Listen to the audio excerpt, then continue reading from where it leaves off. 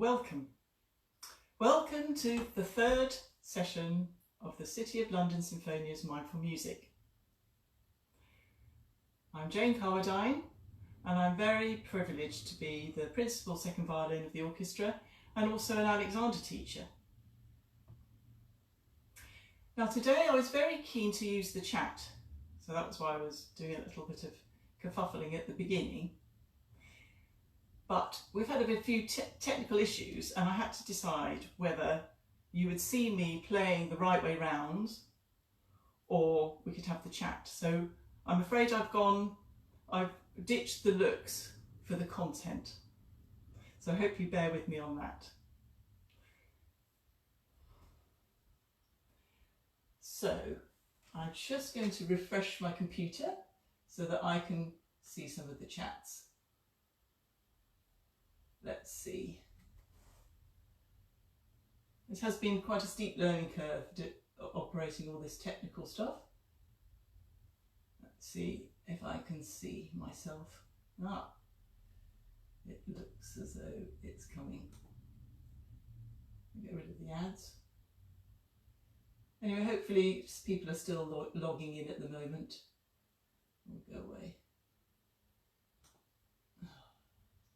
Oh, a technical issue. Oh, go away, go away. Right, are we on the right thing? Excuse me a minute, I've just got to cancel this so I can get this working. Cancel ad. It seems to be an ad comes up whenever you don't want it. Right, okay, here we are. Here I am, I can see myself now. Excellent. Good, let's go. Right, coming back to you. Anyway, hopefully people are still logging on while I'm doing all this. I'm just expanding the picture. Oh, good. Wonderful. I can see you all now. Oh, that's great. Because I really wanted to have the chat on because A, I don't feel quite so alone. And B, I'm sort of hoping to do some experiments together. And it'd be great to have some of your feedback. So just to start with that, just give me a thumbs up or a smiley if, in a minute, actually, sorry, I just need to tell you something. Whether you've done the Alexander technique before or not. So just give me a thumbs up and whether you've heard of it or not, or a smiley, that'd be great. And then I can check the chat to see what's happening. Great. There's a little bit of a delay, but it's coming through, I think. Good. Well, while that's coming through, let me tell you a bit about myself and my experience. I've done it for a long time. It's been a great support through my career. It's helped me with playing the violin. It's helped me with holding the violin because I don't know if you can see that I've got quite a long neck. I really should have been a cellist, I think. But I'm not, and it's been very helpful sorting things out for me. And also I had a bit of back trouble and it's been excellent for that as well. So as I say, we're going to do some experiments. Yes, so good. I've got a few comments, yes, lovely. So I'd like you to experience these experiments together. So that's why I thought the feedback would be nice, because then it's sort of work in progress. So I want you to imagine now that I am actually at the window of your room. I hope that's not too creepy. So I really want you to inhabit the space of your room. I mean, you may be outside and that's fine too. So while you're in your room, I just want you to take a moment now to notice the space between your eyes and the screen. You can soften your eyes. Great. And now with your peripheral vision, so that's sort of looking out of the corner of your eyes, so you don't actually have to move your eyes at all. Just notice the space between your right hand side of your body and the wall on the right hand side. If you're outside, then just the next object that is in your pathway on that side. Or if you're at the seaside, it doesn't matter, infinity, that's quite nice feeling too. And now bring your attention to your left hand side with your peripheral vision and notice that space between you and the wall. And now, again with your peripheral vision, notice the space above your head. And be aware of all the space behind you. Now, I don't know if already you're getting a different feeling about your room, maybe even to your computer and your relationship to the computer screen. Okay, let's bring our body in. So I'm going to get you to sit on your hands. That's right. And I want you to notice the sitting bones. There's the bony protuberances that you'll probably be able to feel on the palm of your hands. So just, if it's not very clear, then come more to the front of your seat and you should be able to feel it a bit clearer. Okay. Now these are shaped like rockers. So you could do a sort of dipping duck impersonation and you probably get a sense of how you can rock on these bones. That's good. So take your hands out and put them back on your thighs. And notice the contact with your sitting bones on your seat and the distance between the two bones. So you've got a nice wide base where you're balancing.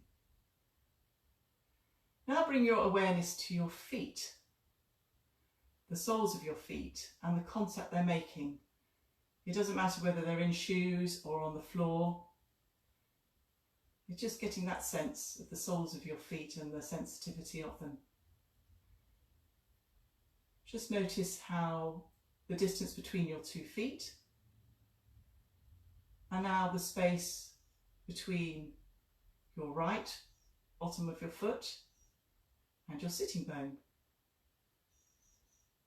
and the left bottom of your foot and the left sitting bone. So you've now got a good support. Of course, I think it's quite an interesting experiment if you want to try this, because obviously we're balancing on our sitting bones, but our legs give us a lot of support. It doesn't need to be an effort. And if you just try balance on your sitting bones, you know, if you just take your feet off the floor, you can find that's quite difficult. I had to use my hands. Right, now taking your hands again, just prod so that you can feel the bottom of your ribs. You can go right round to the back. And you can get a sense of where they are. And now I'm going to again ask you to notice the distance between them and your sitting bones and your feet and how they're supported from there. Good. Now let's jump right up to the top. Take 2 index fingers, just pop them behind your ears and just do a little nod like this. And this is the top of your spine. It's right in the middle of your face. So it's very high up. So you can now begin to feel your whole length from the soles of your feet to the top of your spine, and your ribs are supported on your sitting bones. And now just become aware of your shoulders, distance between your right shoulder and your right ear, the left shoulder and your left ear, the distance between the two, and again feel that support from your base of the whole shoulder girdle. And then finally, just notice how your torso is moving as you're breathing. So it's like a cylinder moving outwards, all in a 3D cylinder. So So just as you breathe normally, you can notice that movement.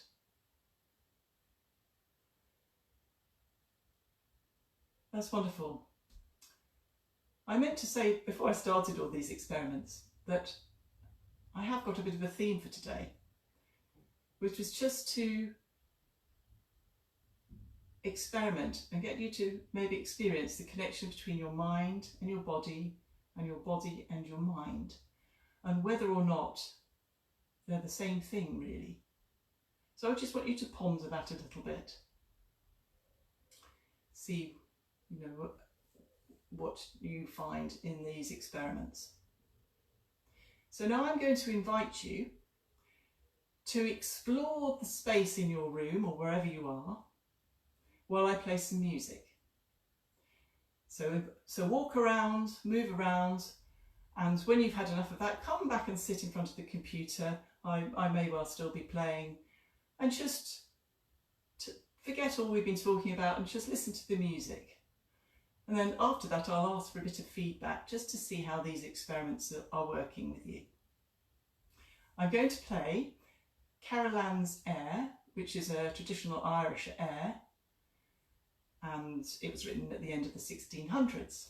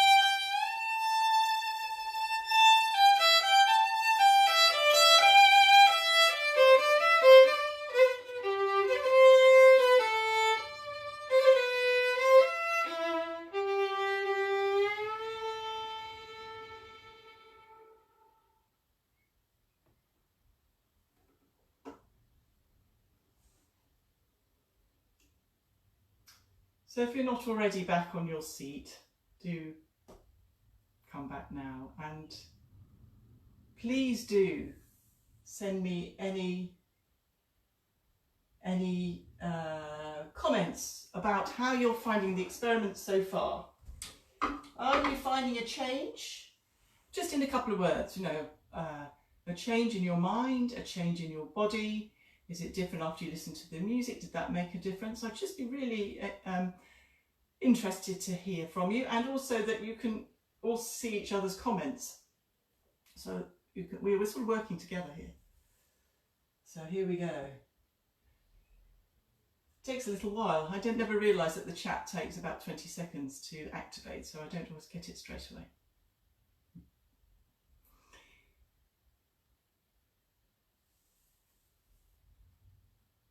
Okay, anyway, none yet.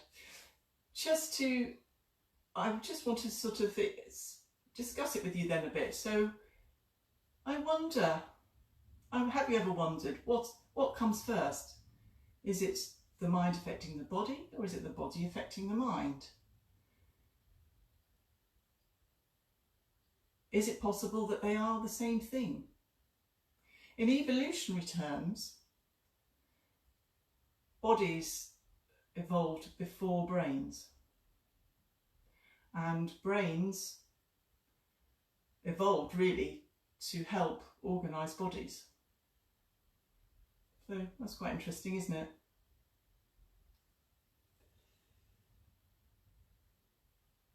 Right, that's nice. So I have a few comments now. So we've got some lovely things here. We've got, I'm more aware of the space around me, so that's sort of feeling different, and maybe sort of more of a bodily awareness, but you know, felt connected to the environment and ready to listen and feeling peaceful. So that's definitely a mind thing. Let's see if there's any others here. Yeah. Okay, that's great. So experiment number 2. I hope you're ready for this. So this is sitting down, so I've just got my hands on my thighs here. Very simple. I'm going to count to 3. And on number 3, I'm just going to ask you to, well, when I get to 3, just turn your hands over, palms up, and pop them back again, just like that. Okay, are you ready? 1, 2, 3.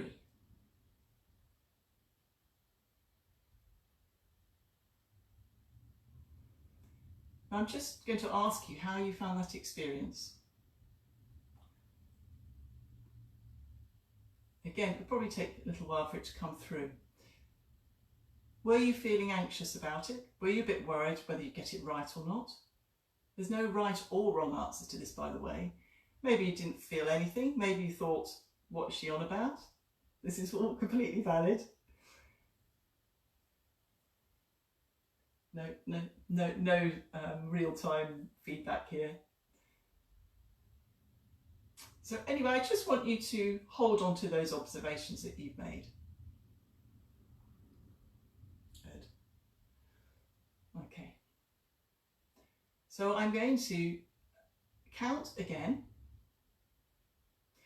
And this time, while I'm counting, I'm just going to invite you to think of the space above your head and the space behind you. So while I'm counting, and then on 3, just do the movement again. Okay. So are you ready? 1, 2, 3.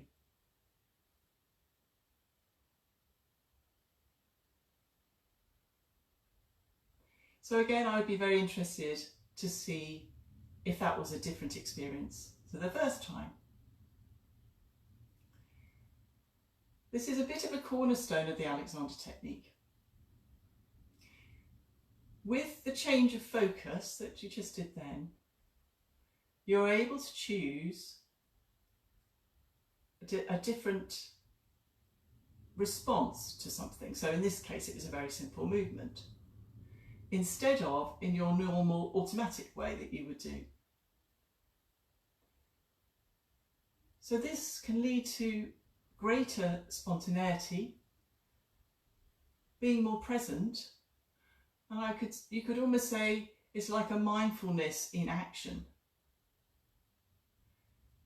It takes practice and guidance, and it's certainly not a state you're in all the time by any means, but it becomes more available and you can come back to it and use it.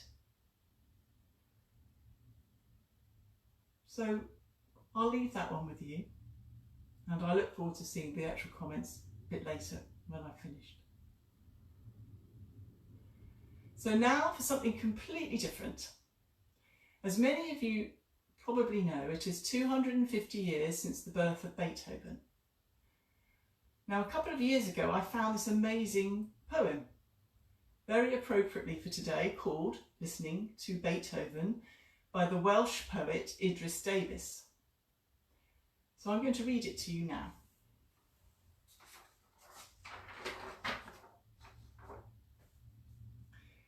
I am listening to Beethoven, and immense promontories are shining and gleaming by the vast and glittering seas, the restless, boundless, wandering seas. And I know that all the earth is a miracle, all flesh and all breath and all thought, a miracle beyond all miracles recorded in all the strange, fantastic scrolls of ancient time. And yet, in this hour of mighty, dazzling worlds, there is a vision given, wherein the soul, at peace and in the innermost courts of joy, can gaze upon the very hands that wrought glory out of chaos. And the heart of man in this magic hour shall listen like a god ecstatic in the heavens to the first stars singing on the first morning of the world. I find that quite moving, actually. I think it's an amazing emotional response to music that Idris Davis has written in that poem. I really wish I knew which piece he was listening to, but I can definitely recognise Beethoven in there. So as humans, we're social animals. I think that's probably fairly obvious. And we've evolved many ways to keep connected to our group, society, community. Originally, like other primates, so chimpanzees, through touch and grooming. As our groups got too big, basically we just couldn't get around everybody. So there is a hypothesis, which I am particularly fond of, that early man evolved singing before he evolved speech. And it is true that, like touch, music has a very strong connections to the emotional parts of our brains. I think that's been a real comfort, maybe to many of us in this time of social distancing. And we've seen the spread of choirs and many other ways, and like today really, of communicating still. And it's something we are very aware of in our work with the orchestra, with vulnerable people and people with dementia or psychiatric problems, of how it can make that connection, which is not possible in other ways. So I would really like to play some Beethoven today, but it is quite tricky because most of his wonderful writing for the violin is either a symphony or a quartet. But he did write the violin concerto. It's an immense piece of huge proportions where the orchestra rules. The solo violin is really a texture, not a star of the show at all. But in the second movement, there is an amazing moment. It's sort of halfway through. It's a variation movement, but Beethoven gives the solo violin a theme which seems to come out of nowhere. Doesn't seem to be related to the main variation theme that's been repeated and ornamented each time. And this theme, for me, conjures up that vision that Idris Davis is talking about. So, if you'll forgive me and Beethoven, I've made a little bit of an arrangement of that theme, which I will play to you now. And when you get time, do listen to the whole piece and hear it in context.